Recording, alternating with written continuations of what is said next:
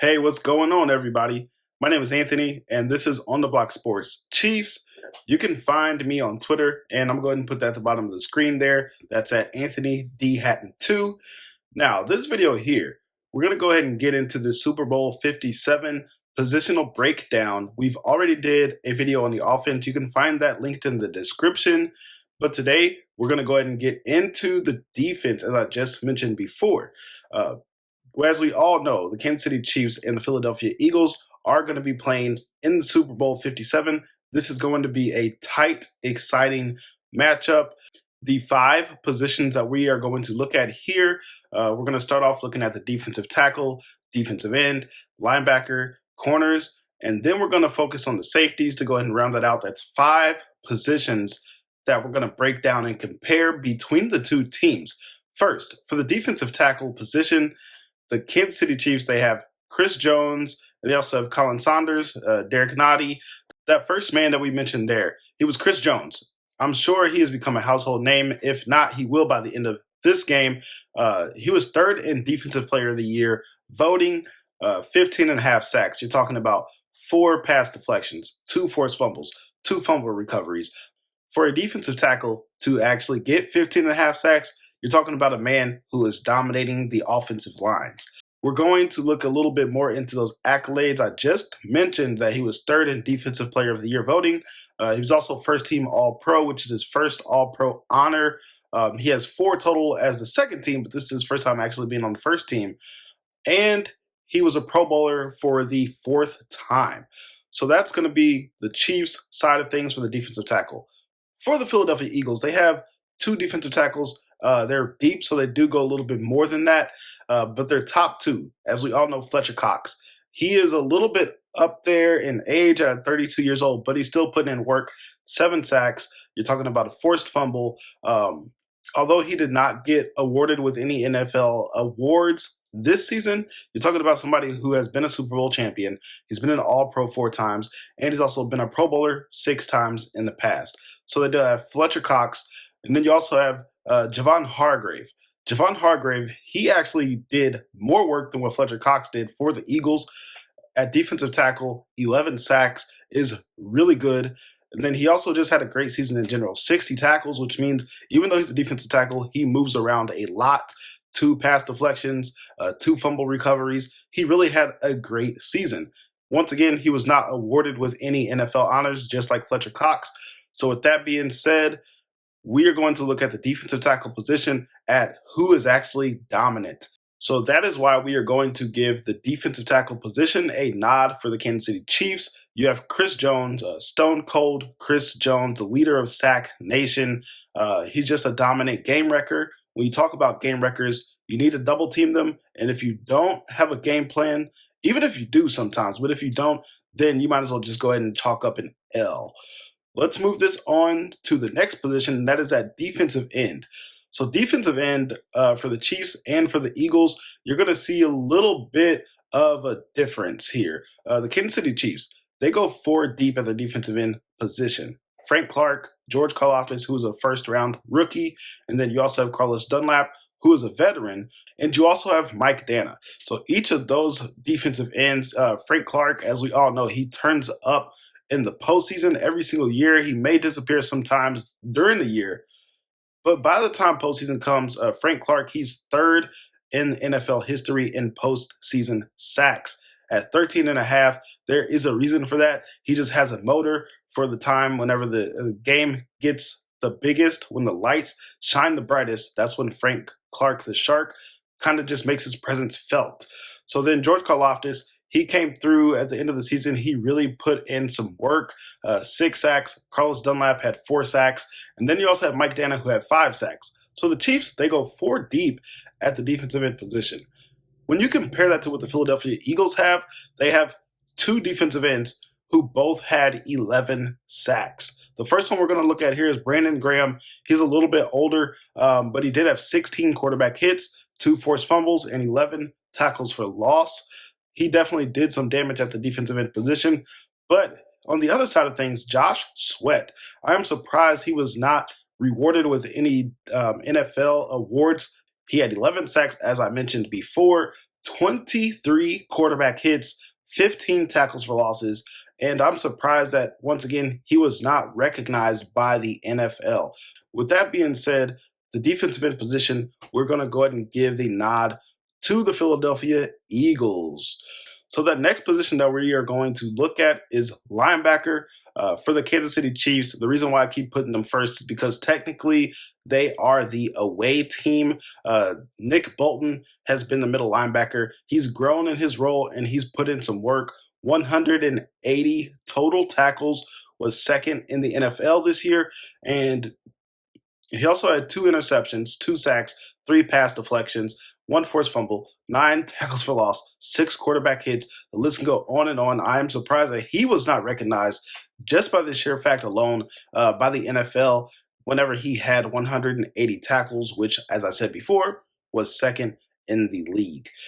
Willie Gay, even though he was suspended for a little bit during the year, he only played 13 games, but still had 88 tackles with 8 pass deflections, 2.5 sacks, 4 quarterback hits, and 9 tackles for loss. He is the more athletic linebacker. We all know that Nick Bolton, he is the guy who's going to fly around, make all the tackles. And then when you're looking at pass coverage and just sending blitzes, Willie Gay is that guy to be the more athletic of the two.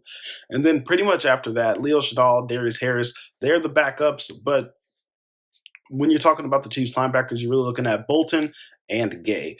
For the Philadelphia Eagles, the very first guy that you have to talk about for the Eagles linebackers is Haason Reddick.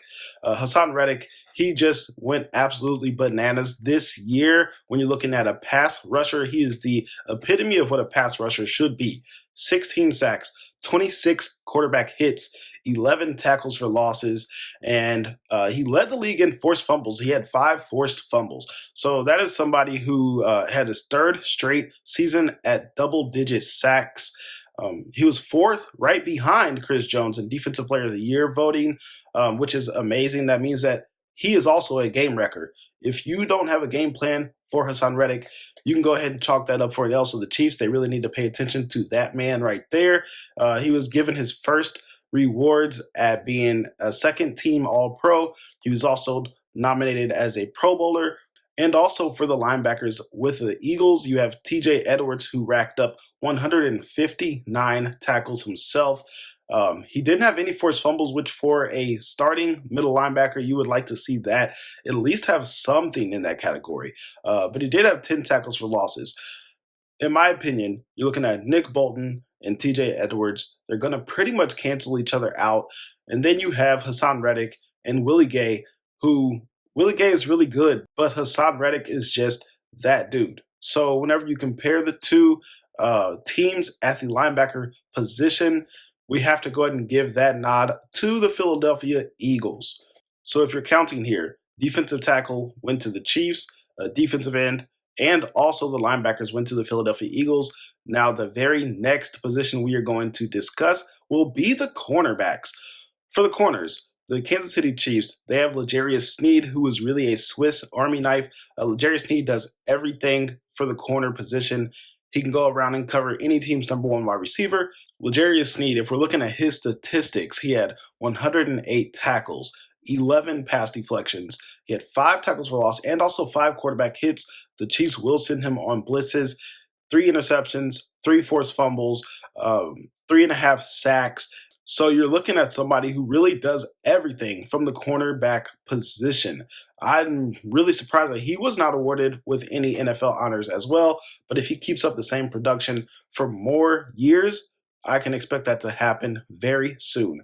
Behind him, the Chiefs are very young at the cornerback position. They're young, but they're ready. They've had a lot of experience. Trent McDuffie, he's very talented. He was the first-round pick, one of the first-round picks for the Chiefs in this past draft out of Washington. He was hurt for part of the year, but he still had 7 pass deflections.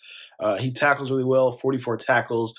Then you're looking at Jalen Watson and Joshua Williams, the other 2 young rookie corners. Jalen Watson, he just comes through and makes big plays. 1 interception to change the game against the Chargers earlier in the season, and he's already had 2 interceptions as well in this postseason. Jalen Watson is somebody that the Eagles need to be aware of. And for the Philadelphia Eagles, They have Darius Slay, who was a Pro Bowler this season. He's 32 years old, but he still can get down with the best of them. 14 pass deflections, 3 interceptions, 55 tackles. And then you also have James Bradberry, who has a knack for getting pass deflections himself. 17 of those. He was able to get in the way of a lot of his long arms. He's got the nice size. So it's somebody that he can get his hands on the ball. You don't want to just throw it to him because he can also get interceptions, 3 interceptions. But outside of that, he had 0 forced fumbles, 0 fumble recoveries. And behind those 2 cornerbacks in Darius Slay and James Bradberry, you have Avonte Maddox and Josiah Scott. Each of those corners have been able to get interceptions. They also have some pass deflections. They won't do anything that stands out significantly, but they do play a good role for this Eagles defense. So when you compare the two, it was extremely close. Darius Slay, L'Jarius Sneed, and then you have Bradberry, and then you have the other cornerbacks that are young for the Kansas City Chiefs. In my opinion, L'Jarius Sneed makes the difference here. He does everything, as I said before, for this Chiefs defense. He just didn't get the recognition, I think, because their defense was not rated as high. He doesn't have the same history and track record of Darius Slay, and he also plays in the AFC.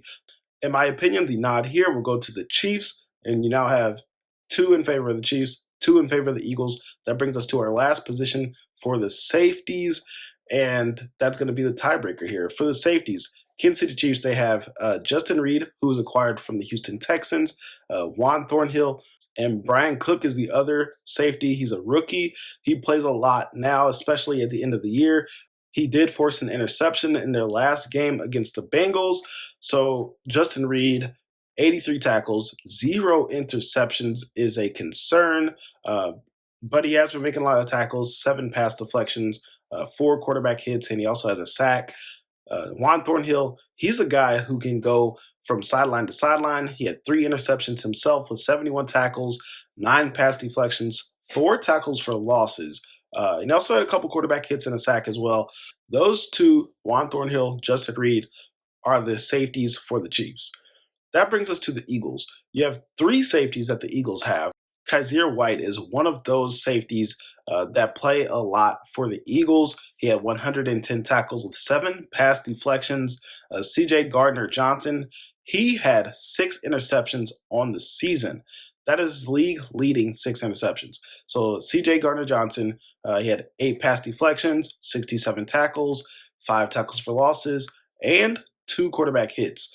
And the third safety who had a lot of production for the Eagles was Marcus Epps, 94 tackles, 6 pass deflections. But with that being said, you have 3 safeties for the Eagles that have a lot of production. You're talking about more tackles, a league-leading interception getter in Gardner-Johnson, and they're just 3 deep, whereas the Chiefs only play 2 above-average safeties. So the tiebreaker here, when you're looking at defense, goes to the Eagles.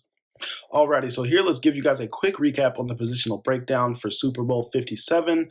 As far as the defense goes, defensive tackle goes in favor of the Chiefs. Defensive end and linebacker go in favor of Philadelphia Eagles. Cornerback, we're going to go ahead and give the edge here to Kansas City. And then for safety, it gives a tiebreaker because currently we're at 2-2, but the safeties lean in the direction of the Philadelphia Eagles. So we're looking at 3 for the Eagles and 2 for the Chiefs. For the defenses, we'll see just how much during the Super Bowl that plays a role. With that being said, we are wrapping up this video here. Thank you for joining On The Block Sports Chiefs. Go ahead and give us a like, comment, and subscribe. And you can check the link in the description for the offenses as well. Thank you for joining. Enjoy the Super Bowl. Be safe. Have fun. Peace.